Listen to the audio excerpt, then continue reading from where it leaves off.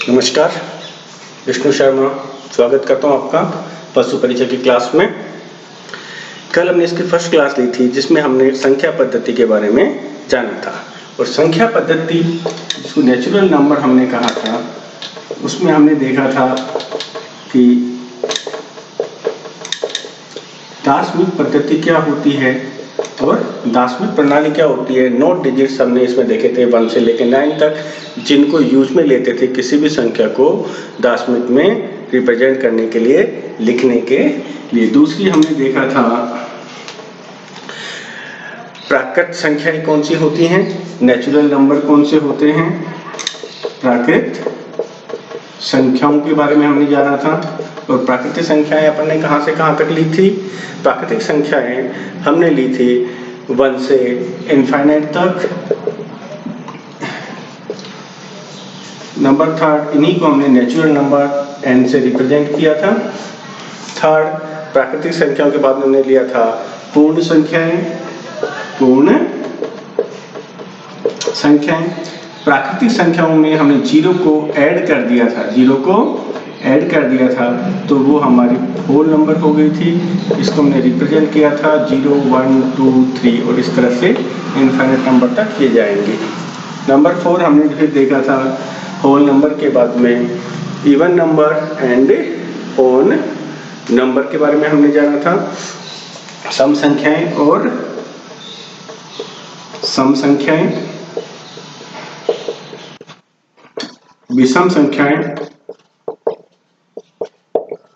के बारे में हमने डिस्कस किया था। सम संख्याएं 2 से क्या थी, भाज्य थी, 2 से भाग देने पर कुछ भी शेष नहीं बचता था। और विषम संख्याएं 2 से अभाज्य थी, पूरा पूरा भाग नहीं जाता था और रिमाइंडर कुछ ना कुछ बच जाता था। वो हमारी कौन सी संख्याएं थी, विषम संख्याएं थी। विषम संख्याओं के बाबत में हमने लिया था अभाज्य संख्याएं, प्राइम नंबर। अभाज्य संख्याएं या प्राइम नंबर। अभाज्य संख्याओं के बारे में हमने कल डिस्कस किया था। ये वो संख्याएं होती हैं जिनमें खुद के अलावा और किसी का भी डिवाइड नहीं होता। ये सारे उदाहरण हमने इसके लिए थे।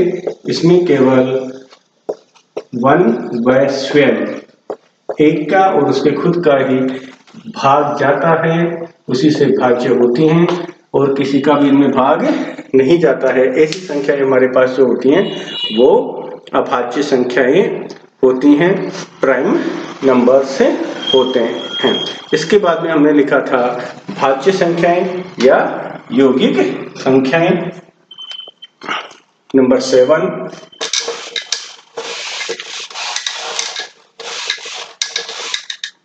भाज्य संख्याएं या भाज्य या यौगिक संख्या। ये कंपोसाइट नंबर की बात की थी हमने इसमें। कंपोसाइट नंबर, ये कौन से नंबर थे?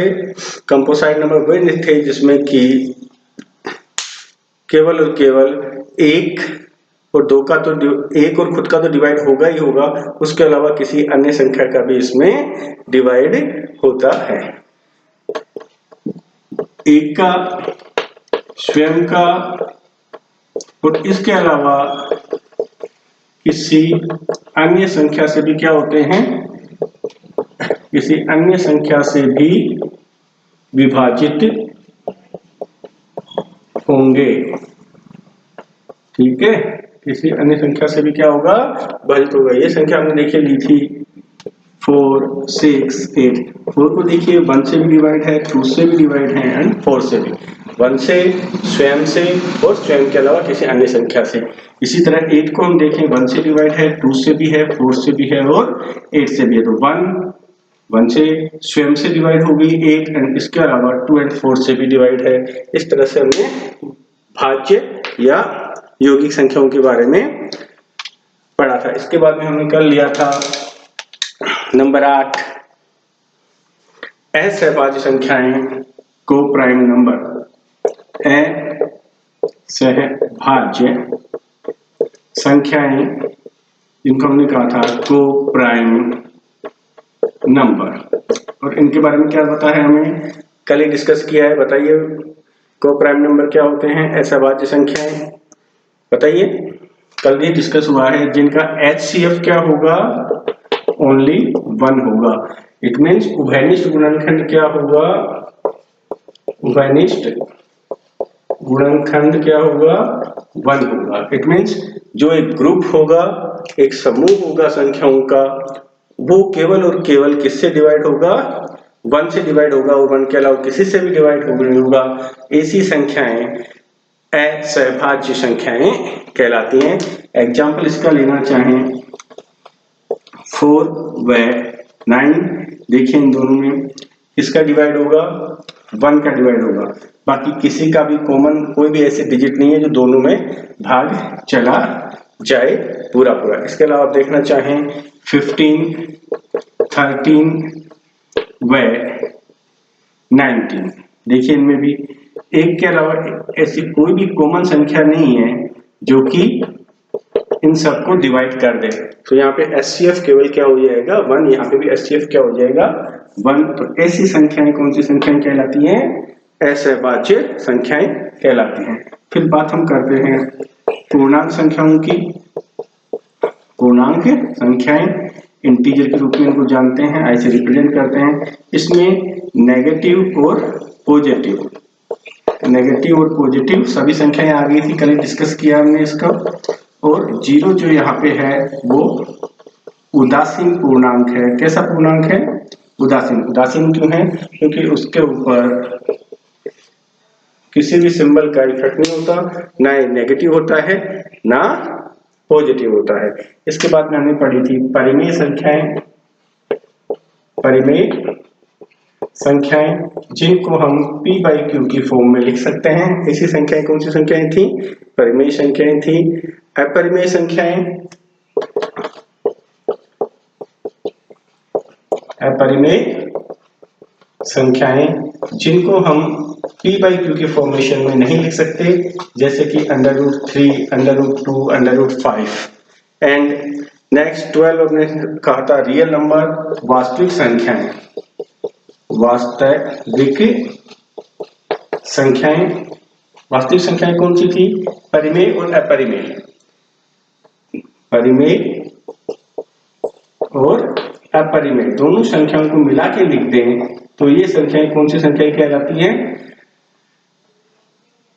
वास्तविक संख्याएं कहलाती हैं, रियल नंबर्स कहलाते हैं। एंड फाइनली हमने पढ़ा था लास्ट अवास्तविक संख्याएं, इमेजिनरी नंबर्स जिनका रियल में अस्तित्व नहीं होता है। और हमने बताया था कल कि अपरिमेय संख्याएं जो होती हैं उनका अंडर रूट में नेगेटिव आ जाता है, तो वो संख्याएं कौन सी संख्या हो जाती हैं? अवास्तविक संख्याएं हो जाती हैं, -√3, -√2। कल यहां तक हमने डिस्कस कर लिया था कि संख्याओं के प्रकार, कितने प्रकार की संख्याएं होती हैं और उनमें क्या क्या खूबियां होती हैं, उनको कैसे हम पहचानेंगे कि कौन सी संख्या कौन से ग्रुप में आएगी। आज हम इससे आगे शुरू करते हैं, जिसमें नंबर 1 आपको देखते हैं स्थानीय मान। अंक का स्थानीय मान। अंक का स्थानीय मान। कौन सा मान? स्थानीय मान। देखिए इसके नाम से ही क्लियर है, स्थानीय मतलब जिस स्थान पर अंक है वही उसका मान हो जाएगा। स्थान की, उसके पोजीशन की इंपॉर्टेंस होगी, जहां पर वो स्थित है, जिस स्थान पर वो बैठा हुआ है उस स्थान को हमें आइडेंटिफाई करना है। प्लेस वैल्यू ऑफ,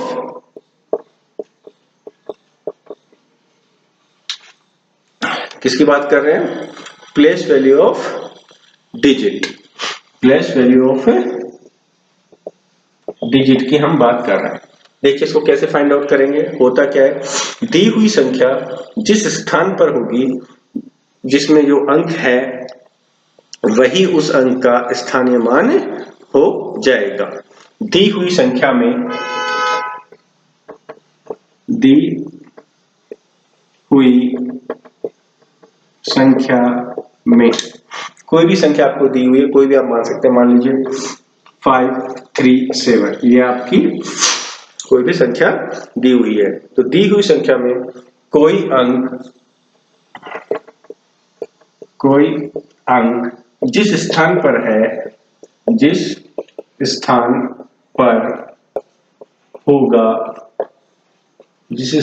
होगा वही उसका स्थानीय मान कहलाता है। किसी भी संख्या में कोई भी अंक है, वो जिस स्थान पर होगा वही उस अंक का स्थानीय मान कहलाता है। जैसे उदाहरण अपन ने ले लिया 5, 3, 7, यहाँ देखिए 3 का स्थानीय मान देखें, 3 कौन से अंक पे है, इसको क्या बोलते हैं, इकाई। ये क्या आ गया, दहाई का अंक है। तो कौन से स्थान पर है, दहाई के स्थान पर है। तो दहाई के स्थान पर देखें तो 3 का स्थानीय मान, 3 का स्थानीय मान क्या हो जाएगा, 3 तो 3 है ही है, इसकी पोजीशन क्या है, कौन सी जगह पे है, दहाई के स्थान पे है। तो किससे मल्टीप्लाई कर देंगे, किससे गुणा कर देंगे, 10 से गुणा कर देंगे, तो इसका स्थानीय मान कितना आ जाएगा, 30 आ जाएगा। इसी तरह देखिए, इसी में 5 का स्थानीय मान, किसके मान निकाल रहे हैं, 5 का स्थानीय मान। तो देखिए ये इकाई, दहाई और 5 कौन से स्थान पे है, सैकड़े के स्थान पे है। कौन से स्थान पे है, सैकड़े। ये आपका इकाई होता है, फिर दहाई, फिर सैकड़ा। तो 5 किससे मल्टीप्लाई हो जाएगा, किससे गुणा हो जाएगा, सैकड़े से मल्टीप्लाई हो जाएगा। सैकड़े का मतलब 100। तो इसका स्थानीय मान क्या हो जाएगा आपका, 500 इसका स्थानीय मान हो जाएगा। तो ये 5 का जो स्थानीय मान है किसके ऊपर डिपेंड कर रहा है, ये उसके स्थान के ऊपर डिपेंड कर रहा है, किस स्थान पर वो है। देखिए एक एग्जांपल वो लेते हैं, तो इसको समझने की कोशिश करते हैं कि स्थानीय मान किस तरह से निकाला जाता है। 39456, 39456, इसमें सभी जितने भी अंक हैं उन सब का हम स्थानीय मान निकालते हैं। देखिए कैसे निकालेंगे, 6 का स्थानीय मान, 6 का स्थानीय मान जिस स्थान पर है वो मान निकालें। कौन से स्थान पे है, इकाई के स्थान पे है 6। किसके स्थान पे है, इकाई के स्थान पे। तो इकाई के स्थान पे होने पे इससे किसके मल्टीप्लाई कर देंगे, 1 से गुणा कर देंगे। तो 6 का स्थानीय मान क्या आ जाएगा, 6 आ जाएगा। देखिए 5 कौन से स्थान पे है, इकाई के बाद में क्या आता है, दहाई। दहाई का मतलब 100, 100। तो 5 का जब हम स्थानीय मान निकालने जाएंगे, स्थानीय मान निकालने जाएंगे, तो 5 को किससे मल्टीप्लाई कर देंगे, दहाई से। दहाई का मतलब 10, 50 से ये मल्टीप्लाई हो जाएगा। तो 5 का स्थानीय मान क्या आ जाएगा, 50 आ जाएगा। इसी तरह 4 देखिए, इकाई, दहाई, इसका स्थान कौन सा है, सैकड़े का स्थान है। 4 कहां पे लाई कर रहा है, कहां पे स्थित है, सैकड़े के स्थान पर स्थित है। तो 4 का स्थानीय मान, 4 का स्थानीय मान क्या हो जाएगा, 4 किससे मल्टीप्लाई होगा, 4 किससे गुणा होगा, 100 से गुणा होगा। 100 से क्यों गुणा होगा, क्योंकि सैकड़े के स्थान पर है। तो इसका स्थानीय मान कितना हो जाएगा, 400 हो जाएगा। इसका स्थानीय मान 4। इसी तरह देखिए 9, इकाई, दहाई, सैकड़ा और ये 1000 कौन से स्थान पे है, 9 1000 के स्थान पे है। तो 9 का स्थानीय मान, 9 का स्थानीय मान आप निकालेंगे तो 9 को किससे गुणा कर देंगे, 1000 से गुणा कर देंगे। क्यों, क्योंकि ये 1000 के स्थान पर है। तो ये कितना आ जाएगा आपका, 9000 आ जाएगा। इसी तरह 3 देखिए कौन से स्थान पे है, इकाई, दहाई, सैकड़ा, 1000 और 10000। 10000 के स्थान पे है ये। तो 3 का स्थानीय मान, 3 किससे मल्टीप्लाई हो जाएगा, 10000 से हो जाएगा। 10000 के स्थान पे है, तो इसकी जो फेस वैल्यू है वो कितनी हो जाएगी, प्लेस वैल्यू 30000 हो जाएगी। तो इस तरह किसी भी दी हुई संख्या में किसी भी अंक का हम स्थानीय मान निकाल सकते हैं। ठीक है, इस तरह से आप किसी भी संख्या का स्थानीय मान फाइंड आउट कर सकते हैं। देखिए आगे,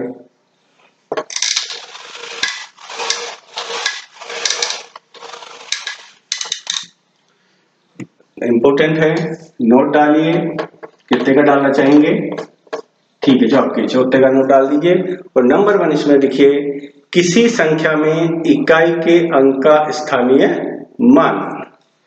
किसी संख्या में इकाई के अंक का स्थानीय मान। क्या होता है इकाई के अंक का स्थानीय मान? इकाई का अंक, इकाई का अंक और किससे मल्टीप्लाई हो जाएगा? 1 से मल्टीप्लाई हो जाएगा।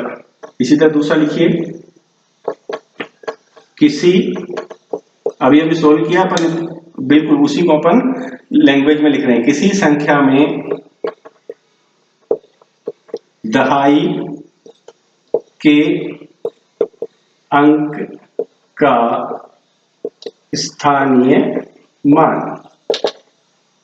किसका निकाल रहे हैं? दहाई के अंक का स्थानीय मान। तो दहाई के अंक का स्थानीय मान क्या आ जाएगा? दहाई का अंक, जो भी दहाई का अंक है वहां पर उसको मल्टीप्लाई, गुणा कर देंगे 10 से। किससे गुणा कर देंगे? 10 से गुणा कर देंगे। नंबर 3, किसी संख्या में सैकड़ा, सैकड़े के अंक का स्थानीय मान। सैकड़े के अंक का स्थानीय मान क्या हो जाएगा? सैकड़े का स्थान, और किससे गुणा करेंगे आपकी बात? 100 से, सैकड़े से। नंबर 4, किसी संख्या में, सैकड़े के बाद क्या आता है? इकाई, दहाई, सैकड़ा, फिर हजार के अंक का स्थानीय मान। हजार का अंक, हजार का अंक, सैकड़े का अंक। कौन सा अंक? सैकड़े का अंक। किससे मल्टीप्लाई कर देंगे आपकी बात? गुणा कर देंगे, 1000 से गुणा कर देंगे। इसी तरह आप आगे तक कर सकते हैं। किसी भी अंक का जहां पर वो स्थित है उसके आधार पर हम उसका मान ज्ञात कर सकते हैं। ये चीज क्लियर होगी आपकी, स्थानीय मान आपको कैसे निकालना है। अब बात करते हैं अंक के जातीय मान की या अंकित मान की। अंक का स्थानीय मान हो गया। अब देखिए आगे, अंक का जातीय मान। अंक का जातीय मान कौन सा मान? जातीय मान बोल दीजिए, वास्तविक मान बोल दीजिए, वास्तविक मान बोल दीजिए, या इसी को आप अंकित मान बोल दीजिए। कौन सा मान? अंकित मान। इन तीनों में से कोई भी इसका नाम आप कह सकते हैं। फेस वैल्यू होती है ये डिजिट की, फेस वैल्यू ऑफ डिजिट। तो देखिए, फेस वैल्यू ऑफ डिजिट, जातीय मान, वास्तविक मान, अंकित मान क्या होता है? इसमें अंक किसी भी जगह पे हो, किसी भी स्थान पे हो, उसके मान के ऊपर कोई असर नहीं पड़ता। किसी भी संख्या में किसी भी अंक का वास्तविक मान वही अंक होगा, उसके स्थान का उस पर कुछ भी प्रभाव नहीं पड़ेगा। तो कौन सी हो गई आपका अंक का जातीय मान? किसी भी संख्या में, किसी भी संख्या, किसी भी संख्या में किसी भी अंक का, किसी भी अंक का अंकित मान, किसी भी अंक का अंकित मान लिख दीजिए, वास्तविक मान लिख दीजिए, जातीय मान लिख दीजिए, वही अंक होता है, वही अंक होता है। किसी भी संख्या में किसी भी अंक का अंकित मान, वास्तविक मान, जातीय मान वही अंक होता है, उसमें कुछ भी अंतर नहीं आता। जैसे कि देखिए 657, हमने कोई भी नंबर लिया यहाँ, अब यहाँ पे निकालिए। देखिए 657 में 7 का अंकित मान, देखिए 7 कौन से स्थान पे है? इकाई के स्थान पे है, लेकिन हमने पहले ही कहा है कि स्थान का कुछ भी प्रभाव नहीं पड़ेगा, तो 7 का अंकित मान क्या होगा? 7 ही होगा। इसी तरह 5 का अंकित मान, किसका अंकित मान? 5 का अंकित मान 5 ही होगा, जबकि ये कौन से स्थान पे है? दहाई के, और सैकड़े के स्थान पे 6 है, तो 6 का अंकित मान जो उसका वास्तविक मान है वही रहेगा, कुछ भी अंतर नहीं आएगा। अंकित मान, वास्तविक मान, जातीय मान, फेस वैल्यू ऑफ डिजिट अब उसके स्थान पर डिपेंड नहीं करता है, उसके स्थान का उसके ऊपर कुछ भी प्रभाव नहीं पड़ता है। ये ऐसी स्थिति में जातीय मान कहलाते हैं, और जहां स्थान का प्रभाव पड़ गया वो कौन से मान कहलाएंगे? वो स्थानीय मान कहलाएंगे। अब देखिए हमने दो चीजें पढ़ी हैं। इससे पहले हमने क्या पढ़ा है? इससे पहले हमने पढ़ा है स्थानीय मान, और अब बात कर रहे हैं जातीय मान की। तो स्थानीय मान और जातीय मान में कुछ कॉमन पॉइंट निकाल के हम कुछ लिखना चाहें तो देखिए निकालिएगा और लिखिएगा नंबर 1।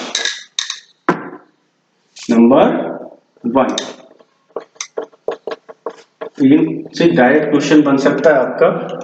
देखिए नंबर 1 में किसी भी संख्या में इकाई के अंक का किसी भी संख्या में इकाई के अंक का स्थानीय मान व अंकित मान बोल दीजिए, वास्तविक मान बोल दीजिए, जातीय मान बोल दीजिए, फेस वैल्यू ऑफ डिजिट बोल दीजिए, ठीक है, क्या होता है? समान होता है, या ये कहें एक ही होता है। समान होता है, एक ही होता है, ठीक है। किसी भी संख्या में इकाई के अंक का स्थानीय मान व अंकित मान सदैव समान होता है। जैसे मान लीजिए ये आपका है 593, तो यहां देखिए 3 का स्थानीय मान अगर आप निकालेंगे, 3 का स्थानीय मान निकालेंगे, 3 किससे गुणा होगा? 1 से, और रिटर्न में क्या आ जाएगा? 3 ही आ जाएगा। इसी तरह 3 का जातीय मान निकाल दें, जातीय मान या अंकित मान निकाल दें, तो हमें पहले बताया गया है ये चीज कि जातीय मान या अंकित मान में स्थान का प्रभाव नहीं पड़ता है, तो यहाँ पे 3 की वैल्यू क्या रहेगी? 3 ही रहेगी। तो इस कंडीशन में, कौन सी कंडीशन में? इकाई के स्थान पे किसी भी संख्या में इकाई का अंक जो भी होगा उस कंडीशन में इसका स्थानीय मान और अंकित मान एक ही होगा, सेम होगा, बराबर होगा। इस तरह से ये आप याद रख सकते हैं। डायरेक्ट पूछ सकता है कि कौन से स्थान पर स्थानीय मान और अंकित मान में कोई भी अंतर नहीं होता है। इस तरह से आप देख सकते हैं किसी भी संख्या में इकाई के अंक का स्थानीय मान और अंकित मान क्या होंगे? समान होंगे। स्थानीय मान को 1 से मल्टीप्लाई करते हैं जब इकाई के स्थान पे होता है अंक, इसलिए दोनों में कोई भी अंतर नहीं आएगा। अब बात कर रहे हैं सेकंड इसी में, किसी भी संख्या में शून्य का स्थानीय मान किसी भी संख्या में शून्य का स्थानीय मान तथा अंकित मान 0, 0 ही रहता है। देखिए 0 के ऊपर, 0 के ऊपर भी किसी भी स्थान का असर नहीं होता है, उस पर डिपेंड नहीं होता है, इसलिए उसका अंकित मान और स्थानीय मान हमेशा क्या होगा, 0 होगा। देखिए कोई संख्या लेते हैं 3057, यहाँ पे 0 का स्थानीय मान अपन निकालना चाहें तो 0 किससे मल्टीप्लाई होगा, स्थान पे, कौन से स्थान पे है, इकाई, दहाई, सैकड़ा, कौन से स्थान पे है 0, सैकड़ा के स्थान पे है, तो 0 किससे गुणा होगा, 100 से गुणा होगा, और 0 किसी से भी मल्टीप्लाई हो जाए 0 ही आएगा। 0 का अंकित मान, कौन सा मान, अंकित मान। देखिए अंकित मान अंक का वही मान होता है, उस पर स्थान का कोई प्रभाव नहीं होता है, हम पहले देख चुके हैं, इसलिए 0 का अंकित मान 0 ही रहेगा। इस तरह से आपने देखा। अब हम पढ़ते हैं योज्य तत्समक।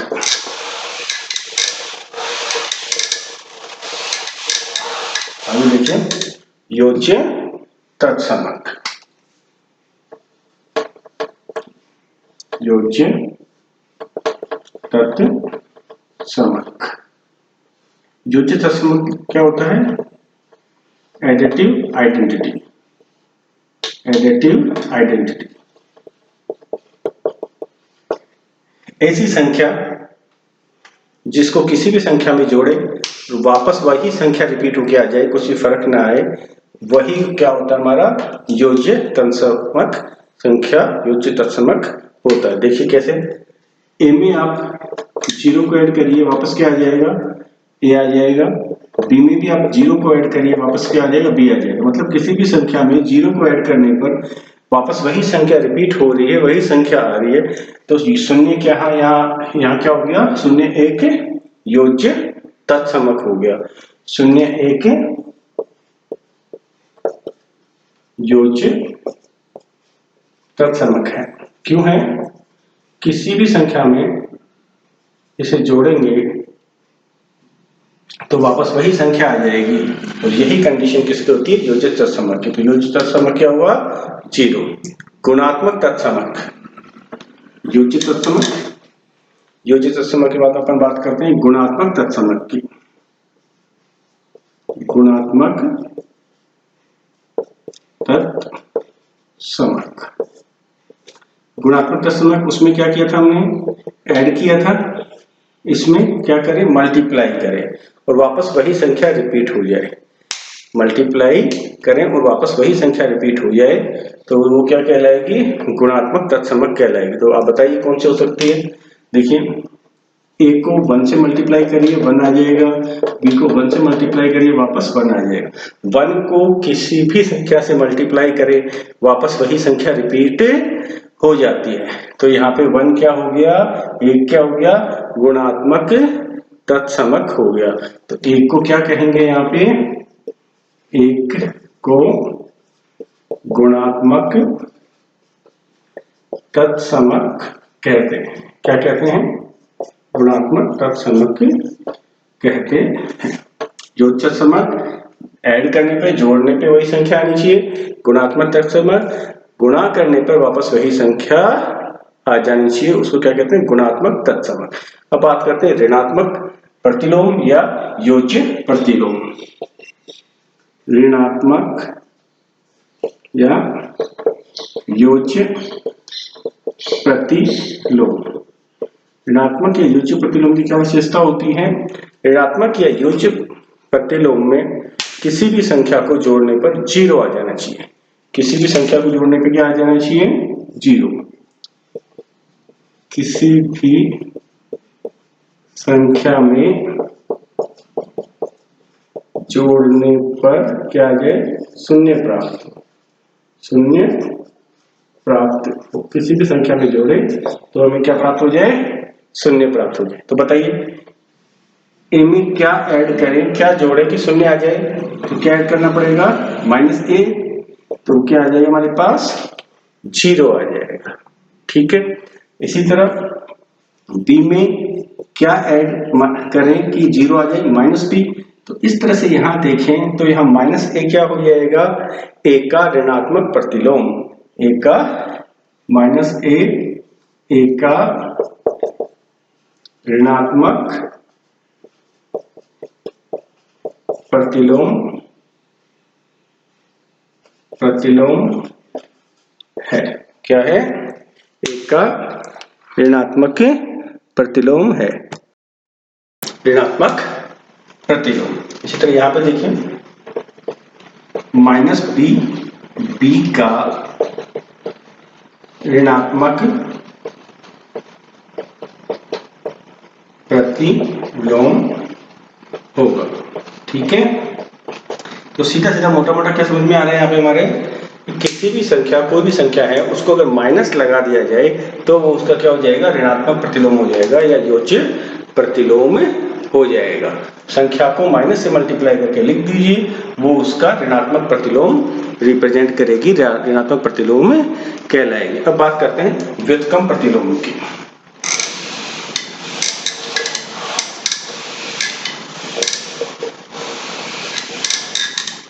ये सारी चीजें अब काम आएंगी क्वेश्चंस को सोल्व करने के लिए। व्युत्क्रम प्रतिलोम,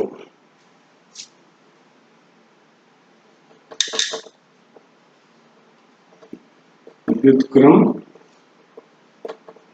प्रतिलोम। देखिए व्युत्क्रम प्रतिलोम या गुणात्मक प्रतिलोम, इसी का दूसरा नाम क्या ले सकते हैं हम, गुणात्मक प्रतिलोम। व्युत्क्रम प्रतिलोम अथरवाइज ऋणात्मक प्रतिलोम। कोई भी दो संख्याएं हैं उनको आपस में मल्टीप्लाई कर दें, किन्हीं दो संख्याओं को आपस में गुणा करने पर एक प्राप्त हो, तो दोनों संख्याएं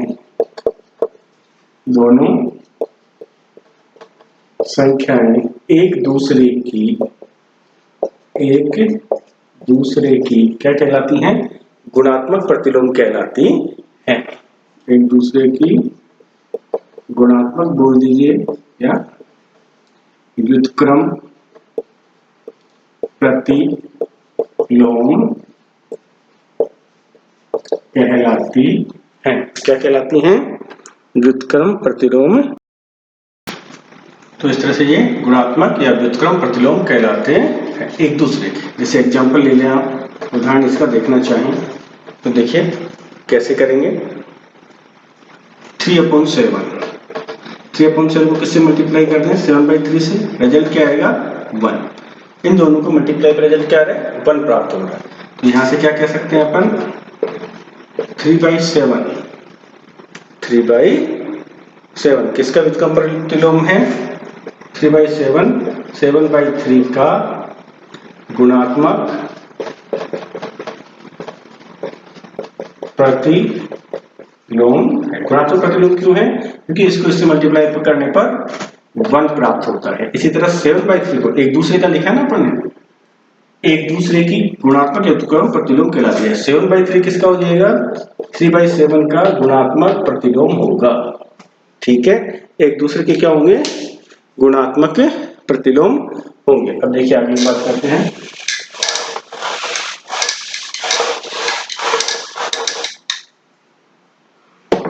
परिमेय संख्याओं की गुणनकी योग पर वितरकता।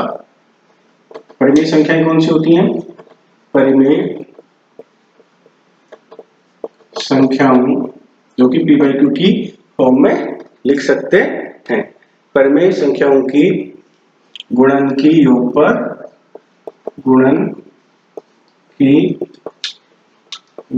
पर वितरकता। बी देखिए कैसे होती है, ए मल्टीप्लाई हो रहा है आपका बी प्लस सी से, किससे मल्टीप्लाई हो रहा है, बी प्लस सी से, तो ए अंदर अंदर दोनों से मल्टीप्लाई हो जाएगा, ए बी से भी होगा, प्लस का सिंबल ए सी से मल्टीप्लाई हो जाएगा। सिमिलरली देखिए A multiply by B minus C, B minus C से क्या मल्टीप्लाई हो रहा है, ए, तो अंदर मल्टीप्लाई करेंगे तो ये तो आ गया ए बी और माइनस सिंबल है ए सी। तो इस तरह से बाहर अगर मल्टीप्लाई हो ब्रैकेट के तो वो अंदर जितने भी डिजिट्स हैं उन सबसे क्या हो जाता है, मल्टीप्लाई हो जाता है। एक चीज और देख लीजिए, दो परिमेय संख्याएं हैं, परिमेय संख्या की बात हो रही ना, दो परिमेय संख्याओं के मध्य की संख्या ज्ञात करना। दो परिमेय संख्याओं के मध्य की संख्या, मान लीजिए परिमेय संख्या है आपकी, एक ए है और एक बी है, तो कैसे निकालेंगे, A plus B by two, माध्य निकाल देंगे, ठीक है, एवरेज निकाल देंगे, A plus B divide by two, और इस तरह से हम सॉल्व कर लेंगे। अब देखिए आगे संख्याओं की बात कर रहे हैं, संख्या पद्धति हो गई, अब संख्याओं की बात कर लें, संख्याएं क्या कहती हैं, कैसी होती हैं, तो संख्याएं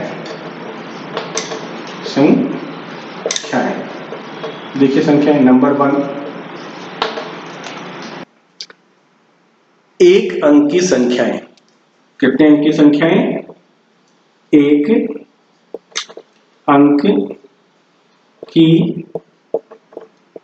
संख्याएं, कितने अंकों की संख्याएं, एक अंक की, कहां से कहां तक होती हैं, एक अंक की संख्याएं 1 से बोलो 9 तक, कहां से कहां तक होती है एक अंक की संख्याएं, 1 से 9 तक, तो कुल कितनी संख्याएं हो जाएंगी यहाँ पे, एक अंक की कुल संख्या कितनी होगी, 9 होगी, कितनी होगी 9, और एक अंक की सबसे छोटी संख्या कौन सी हो जाएगी, 1 हो जाएगी, और सबसे बड़ी 9 हो जाएगी, सबसे बड़ी कौन सी हो जाएगी, एक अंक की सबसे छोटी संख्या 1, एक अंक की सबसे बड़ी संख्या 9। देखिए सेकंड, दो अंक की संख्याएं, कितने अंक की संख्याएं, 2 अंक की, कहां से होंगी, 10 से 99 तक, 2 अंक की संख्याएं कहां से कहां तक होंगी, 2 अंक की संख्याएं होंगी आपकी 10 से 99 तक, तो कुल संख्याएं कितनी होगी यहाँ पे बताइए, 2 अंकों की कुल संख्याएं, देखिएगा अपने ध्यान से, 1 से 99 तक कितनी संख्या होगी, 99, जबकि 1 से 9 तक कितनी संख्याएं चलेगी, 9, तो कितनी बच गई यहाँ पे, 90 संख्याएं बच गई, 9 तो पहले ले लिए ना हमने 1 से 9 तक, तो 90 संख्याएं हैं जो कि 2 अंक की संख्याएं होती हैं, तो 2 अंकों की संख्या कितनी होती है, 90 होती है, और 2 अंक की सबसे छोटी संख्या, 2 अंक की सबसे छोटी संख्या कौन सी होगी, 10 होगी, और 2 अंक की सबसे बड़ी संख्या कौन सी होगी, सबसे बड़ी संख्या 2 अंकों की 99 होगी। इसी तरह देखिए नंबर 3,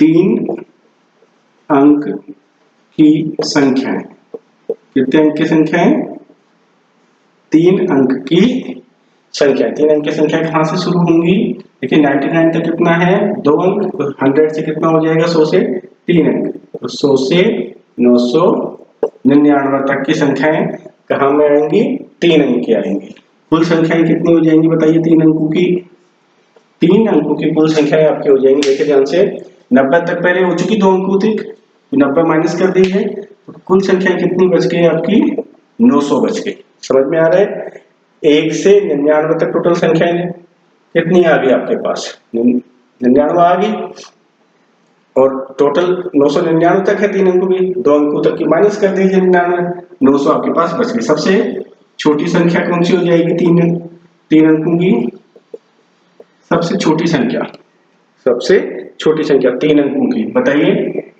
वही हो जाएगी, और सबसे बड़ी हो जाएगी 999। इसी तरह देखिएगा 4 अंकों की संख्याएं, 4 अंक की संख्या, 4 अंक की संख्या देखिए 999 हो गया। इसके बाद में 1000 से शुरू हो जाएंगी और कहां तक जाएंगी 1 2 3 और 4 अंक की है 9999 तक।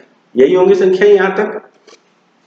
कुल संख्याएं कितनी हो जाएंगी 4 अंकों की, देखिए यहाँ तक कितनी होगी 999, माइनस कर दीजिए कितनी बच गई 9000 संख्याएं 4 अंकों की संख्या होती हैं। तो 4 अंकों की कुल संख्याएं कितनी है 9000। और 4 अंकों की सबसे छोटी संख्या आपसे लिखवा ले, 4 अंक की सबसे छोटी संख्या कौन सी होगी 1000 होगी।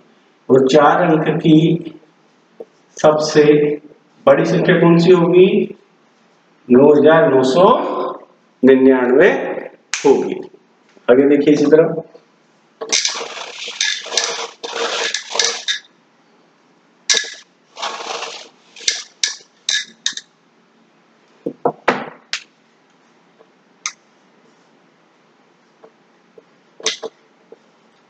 पांच अंक की संख्याएं, कितने अंकों की संख्याएं 5 अंक की संख्याएं।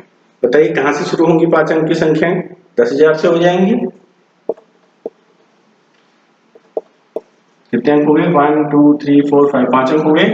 कहां तक जाएंगी 1 2 3 4 5, इकाई ढाई सैकड़ा हजार 10,000 99,999। देख लीजिए 5 अंक की सबसे बड़ी संख्या आ जाएगी। कुल संख्याएं कितनी हो जाएंगी 5 अंकों की, 5 अंकों की कुल संख्या बताइए। आगे के सारे जीरो कन्वर्ट कर दीजिए और 9 रहने दीजिए 1 2 3 4। तो 5 अंकों की कुल संख्या कितनी रहेंगी हमारे पास 90,000 संख्या रहेंगी। कितनी 90,000। और सबसे छोटी 5 अंकों की सबसे छोटी संख्या लिखनी हो तो आप क्या करेंगे 1 लिखिए और साथ में 4 जीरो लिख दीजिए 1 2 3 4। सबसे छोटी संख्या लिखनी है 1 लिखिए और 4 जीरो लिख दीजिए। ठीक है। सबसे बड़ी संख्या लिखनी हो, सबसे बड़ी संख्या कितने अंकों की सबसे बड़ी संख्या लिख रहे हैं ध्यान से देखिएगा 5 अंकों की। तो 5 बार लिख दीजिए इनको 1 2 3 4 5। आ रहा समझ में। सबसे छोटी संख्या लिखनी हो किसी भी अंक की, कितने भी अंकों की 1 लगाइए उतने ही जीरो लिख दीजिए। सबसे बड़ी संख्या लिखनी हो जितने अंकों की उतने 9 लिख दीजिए। 5 अंकों की पूछे 9 बार 9 लिख दीजिए। 10 अंकों की पूछ रहा है तो 10 बार 9 लिख दीजिए। ठीक है। 10 अंकों की सबसे छोटी संख्या पूछ रहा है तो 1 के आगे 9 जीरो लगा दीजिए 10 अंक हो जाएंगे। इस तरह से आप ये सारे लिख सकते हैं। देखिए एक और लिख लेते हैं। इसी तरह आप सारे लिख सकते हैं। 6 अंक की संख्या, कितने अंक की संख्या है 6 अंक की। कैसे शुरू करेंगे कितने जीरो लगाएं 1 2 3 4 5, 5 जीरो लगा दें तो 6 अंक हो जाएंगे। और कहां तक जाएंगी 1 2 3 4 5 6, 6 9 लिख दीजिए यहां तक हो जाएंगी। तो इकाई ढाई सैकड़ा हजार 10,000 लाख, 1 लाख से लेकर 9,99,999 तक चलेंगे। कुल संख्याएं कितनी होंगी 6 अंकों की 9 के आगे कितने जीरो लगा दीजिए 5, 1 2 3 4 5, 5 जीरो लगा दीजिए। इकाई ढाई सैकड़ा हजार 10,000 लाख, 9 लाख संख्याएं होंगी 6 अंकों की होंगी। फर्स्ट 9 लिख दीजिए और 6 अंकों की पूछे तो 5 जीरो लगा दीजिए। 7 अंकों की पूछ रहा है तो 7 जीरो लगा दीजिए। ठीक है। सबसे छोटी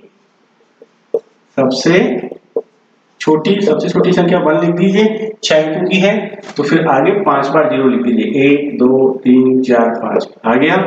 सबसे बड़ी कितने अंकों की पूछी है 6 अंकों के, तो 9 को कितने बार लिख दीजिए 6 बार लिख दीजिए 1 2 3 4 5 6। इस तरह से आगे आप कितने भी डिजिट की संख्या पूछे आप निकाल सकते हैं। अब देखिए संख्याओं को शब्दों में लिखना, जो संख्याएं हैं उनको शब्दों में कैसे लिखेंगे। ठीक है।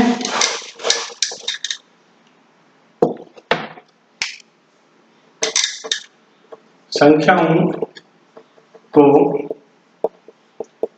शब्दों में लिखना, जो संख्याएं हैं उनको शब्दों में कैसे लिखा जाए। ध्यान से देखिएगा इसको, क्वेश्चन आता है इससे। ये कोई भी डिजिट मान के चल रहे हैं, ठीक है। ठीक, करोड़ तक की संख्याएं सीख लें अपन। देखिए ये होता है कौन सा इकाई, इसको क्या बोले इकाई, दहाई, सैकड़ा, फिर हजार, फिर 10,000, लाख, इसको लिख देंगे 10 लाख, और फिर करोड़। तो करोड़ तक की संख्याओं को आप इस तरह से लिख सकते हैं। अब राइट हैंड से काउंट करें, इकाई, दहाई, सैकड़ा, हजार, 10,000, लाख, 10 लाख और करोड़। करोड़ तक की संख्याओं को आप इस तरह से लिख सकते हैं। देखिए एग्जांपल लेते हैं, हम उनको लिखेंगे कैसे। पोजीशन आपको बता दी कि कौन सा स्थान होता है, उसका क्या नाम होता है,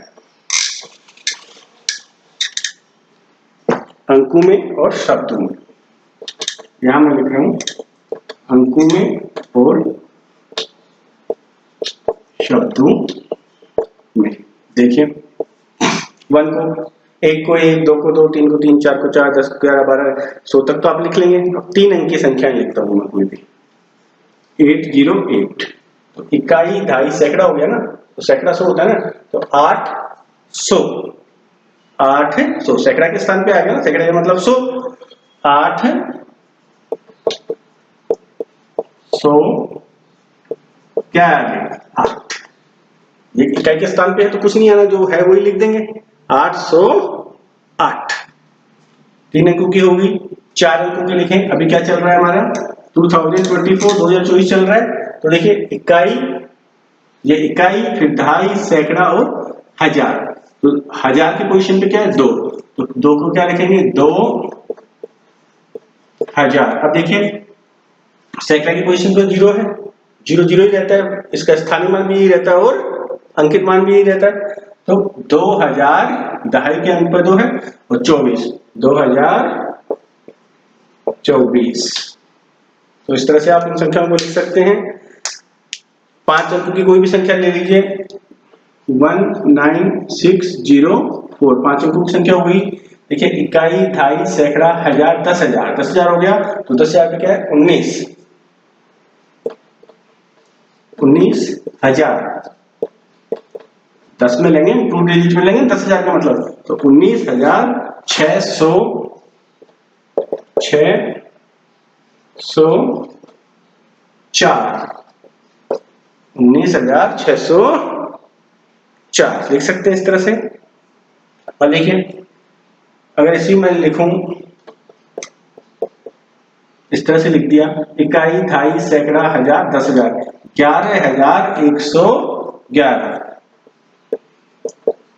11,000 की जगह पे 1,111 लिख सकते हैं इस तरह से आप इसको, 11,111।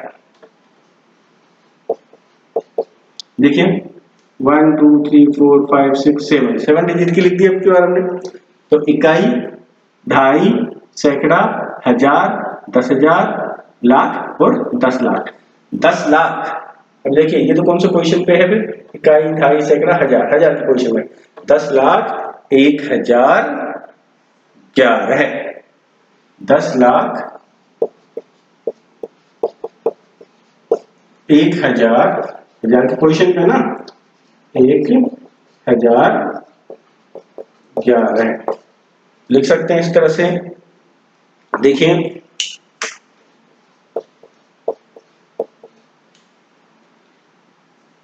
काउंट करिए यहां से, इकाई, दहाई, सैकड़ा, हजार, 10,000, लाख, 10 लाख और करोड़। तो ये क्या हो गया 1 करोड़। 1 करोड़, इकाई, दहाई, सैकड़ा, हजार, 10,000, लाख, कहां पे आ गया लाख पे आ गया। तो 1 लाख, 1 लाख, 1 करोड़ 1 लाख। देखिए यहां कौन सा स्थान है, इकाई, दहाई, सैकड़ा, हजार, तो हजार की जगह पे क्या है 1, तो 1,000, 1,000 और लास्ट में क्या है 10। 1 लाख, 1 करोड़ 1 लाख 1010। तो जो जहां पर स्थान है उस स्थान पर उसका नाम लिख देते हैं जो अंक है उसके साथ में। इस तरह से आप अंकों को किसमें लिख सकते हैं, शब्दों में लिख सकते हैं। देखिए किसी भी अंकों की संख्या को आप इसको यूज करके शब्दों में लिख सकते हैं। आज हमने यहां तक किया है, कल इससे आगे संक्रियाओं को पढ़ेंगे। किसको पढ़ेंगे, संक्रियाएं। संक्रियाएं 4 होती हैं, प्लस, माइनस, गुणा और भाग। ये चारों देखेंगे, इन चारों की प्रॉपर्टीज जो हैं उनके बारे में पढ़ेंगे। आज इतना ही, नेक्स्ट वीडियो में फिर मुलाकात होगी। सभी को शुभकामनाएं।